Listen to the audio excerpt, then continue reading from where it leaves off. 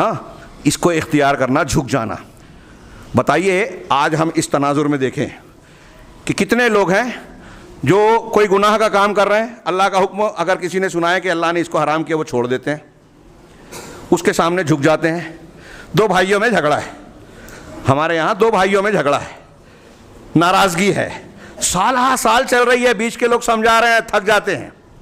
ان کو بتایا جائے اللہ کا حکم یہ ہے، معاف کر دو، مل لو، تصفیہ کر لو، بھائیوں میں صلح کر دو، کرا لو، نہیں ہوتا۔ کیا ہم توحید کو ماننے والے ہیں؟ اللہ کی عظمت ہے دل میں، اللہ کہہ رہے ہیں مان لو، ہم کہتے ہیں نہیں یہ معاف کرنے کے لائق ہے ہی نہیں۔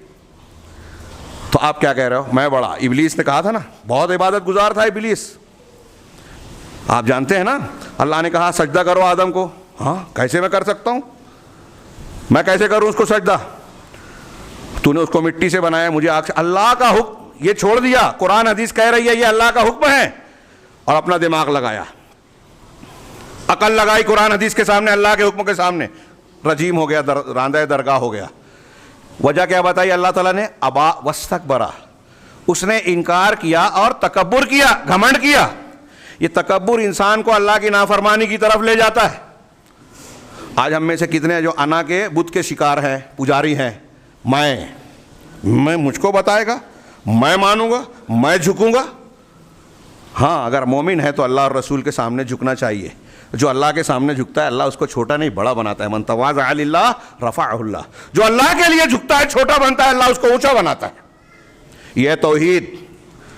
ہاں دیکھیے حضرت عمر فاروق ہیں، دوسرے صحابہ کرام ہیں، ہاں ایک غلام کو ایک صحابی جو ہے ابو مسعود انصاری کوڑا مارنے کے لیے ہاتھ اٹھائے، پیچھے سے آواز آئی کہ تو اس پر جتنی قدرت رکھتا ہے اللہ اس سے زیادہ تجھ پر قدرت رکھتا ہے۔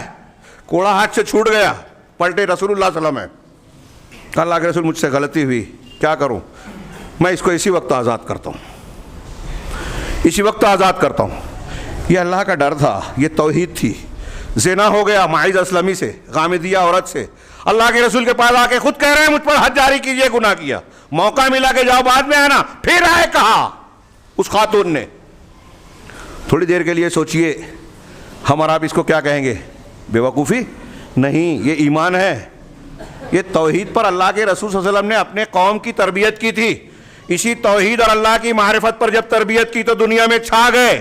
دنیا حیران ہے کہ اللہ کے رسول صلی اللہ علیہ وسلم کے زمانے میں فتوحات اور اسلام کے پھیلنے کا جو سلسلہ شروع ہوا تو حضرت عثمان رضی اللہ تعالیٰ عنہ کا دور آتے آتے دنیا کے 1/3 سے زیادہ حصے پر مسلمانوں نے اسلام کو پھیلا دیا، صرف زمین کو نہیں دلوں کو بھی فتح کیا، کوئی معمولی بات نہیں ہے۔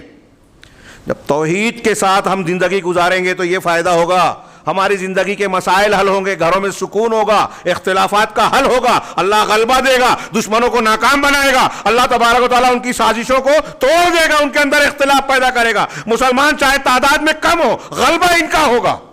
یہ میں نہیں کہہ رہا ہوں، قرآن و حدیث کی بے شمار دلیلیں، بے شمار کہہ رہا ہوں، بہت سی دلیلیں ہیں، کوئی اس کا انکار نہیں۔ آج ہم کتنے پریشان ہیں، کہاں کہاں اس کا حل ڈھونڈتے ہیں۔ ہماری پریشانی کا سارا حل توحید میں ہے، ہماری پریشانیوں کی ساری جڑ شرک میں ہے جو توحید کی ضد ہے۔